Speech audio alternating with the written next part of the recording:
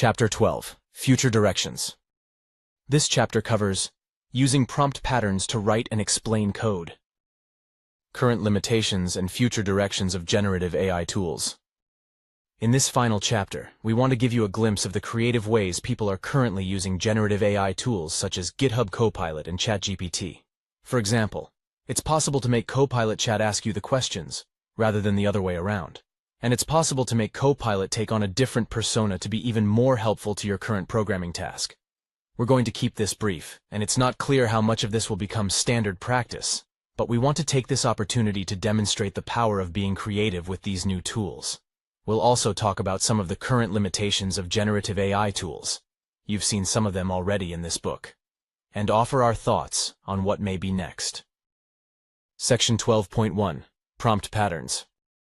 Throughout the book, we've conveyed why programming directly in Python is a very different experience compared to programming using Copilot. Rather than writing code, our focus shifts to writing prompts and interacting with the generated code to determine whether or not it's correct, and then fixing it if needed. But along with those differences, there are surprising similarities between coding without Copilot and coding with Copilot. When programmers write code, they don't start from scratch each time they write a new program. Researchers and programmers have created catalogs of design patterns, that is, general-purpose ways of organizing programs to make them easier to write, debug, and extend. The most famous such catalog is a book called Design Patterns, Elements of Reusable Object-Oriented Software, also known as the Gang of Four book, because it was written by 4 authors. It requires familiarity with object-oriented programming, which we haven't taught in this book, so we don't recommend picking up that book quite yet. Just know that thousands of programmers have saved thousands of hours using the patterns in this book and not reinventing the wheel. As just one example of a design pattern, suppose that you're writing a computer game where a human player plays against the computer. You want to implement several AI opponents of varying difficulties, for example, beginner, intermediate, advanced, and expert, to provide different skill levels of opponents for the human. Each AI opponent will have its own code for determining its behavior. It would be possible to use if conditions to determine what the AI opponent should do. See this code? The downside to doing it that way, though, is organizational.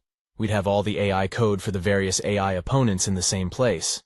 We know from what we've learned in this book that huge functions like that aren't easy to design and test. The clean way to organize this kind of program is using a pattern called the strategy pattern. We're not going to go into details of that pattern here, but the important thing is that people have documented this pattern for others to use. The pattern documentation tells you its intent, purpose, motivation for why we would use it, the structure of the code needed to implement it, and example code. Researchers are beginning to catalog patterns that can be used with generative AI tools like GitHub Copilot and ChatGPT.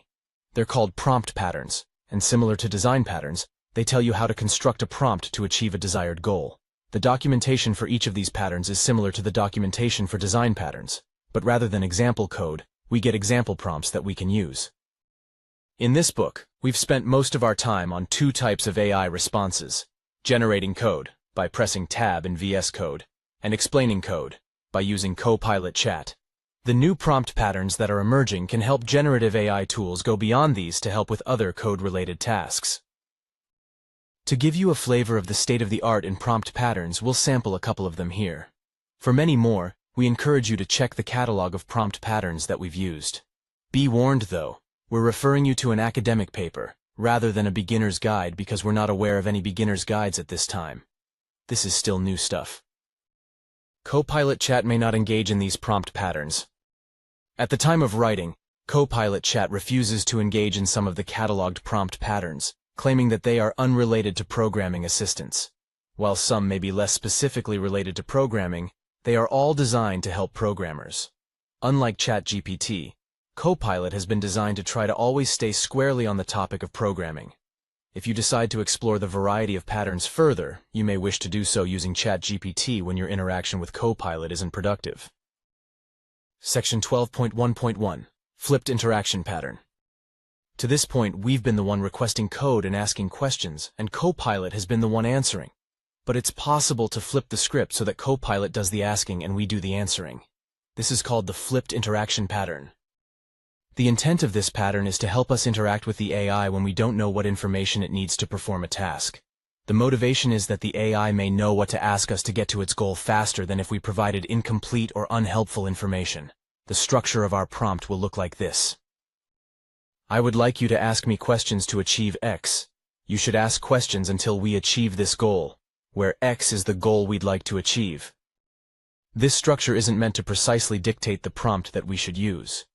Rather, it cues us to the key ideas that we need to convey in the prompt.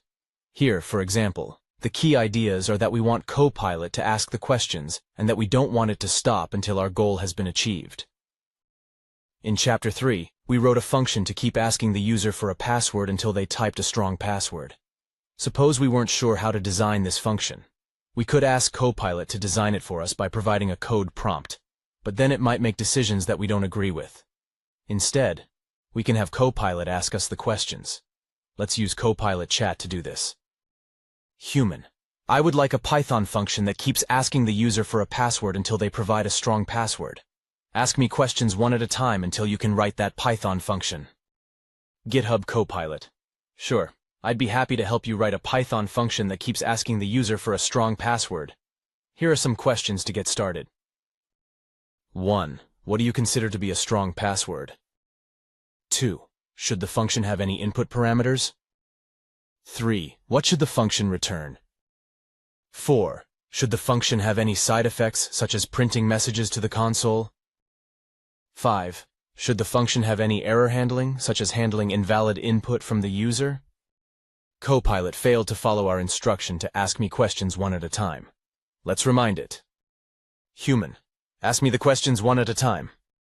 GitHub Copilot. Sure, let's start with the first question. 1. What do you consider to be a strong password? Now we can start answering the questions. Copilot will use the answers to these questions to write the code for us.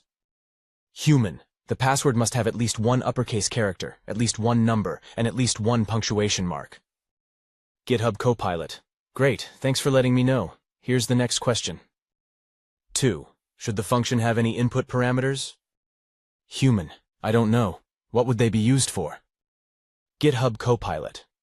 Input parameters are used to pass data into a function so that the function can perform some operation on that data. For example, if we want to write a function that adds two numbers together, we would need to pass those two numbers into the function as input parameters. In the case of our password function, we might want to pass in some parameters that define the requirements for a strong password. For example, we might want to pass in the minimum length of the password, the required number of uppercase characters, the required number of numbers, and the required number of punctuation characters. Alternatively, we could hard-code these requirements into the function itself, but using input parameters would make the function more flexible and reusable. Human. Please hard-code them. GitHub Copilot. Sure, we can hard-code the password requirements into the function itself. Here's the next question. 3. What should the function return? Human. It should return the user's strong password. GitHub Copilot. Great, thanks for letting me know. Here's the next question. 4. Should the function have any side effects, such as printing messages to the console? We'll stop here as we don't think it's interesting to read our full interaction. We continued our conversation with Copilot and answered questions 4 and 5, and Copilot had the information it needed to write the code we wanted. The code we ultimately received, after answering all 5 questions, is shown in the following listing. Listing 12.1. Function designed via the flipped interaction pattern. In our while loops to this point, we've always used a loop condition that we hope eventually becomes false. Otherwise, we'd have an infinite loop. For example, we could imagine having a loop that says, in effect, while the password is not valid. But here, the code is using while true, and true is a condition that can never become false. There must be some other way out of the loop, and there is.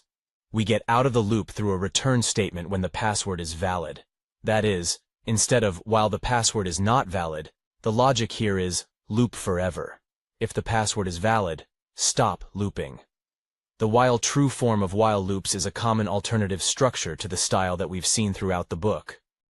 This code does a good job of implementing our task. It starts with some print calls to tell the user the rules for strong passwords. It also tells the user what's wrong with their password if in fact it isn't strong. It keeps looping until the user enters a strong password. And when we eventually have a strong password from the user, we return it. Now we already knew how to write this function because of our work in Chapter 3. And your Python knowledge by this point is sufficiently strong that you can cut to the chase and write the function signature for Copilot to write the code as we've been doing throughout the book. But for tasks with which you're less familiar and may not know where to start, this flipped interaction pattern may help. Section 12.1.2, Persona Pattern. The intent of this pattern is to have the AI take on a particular persona or point of view. Why would we ever be motivated to do this? Well, here's an example. Say you're a student in an introductory Python programming course.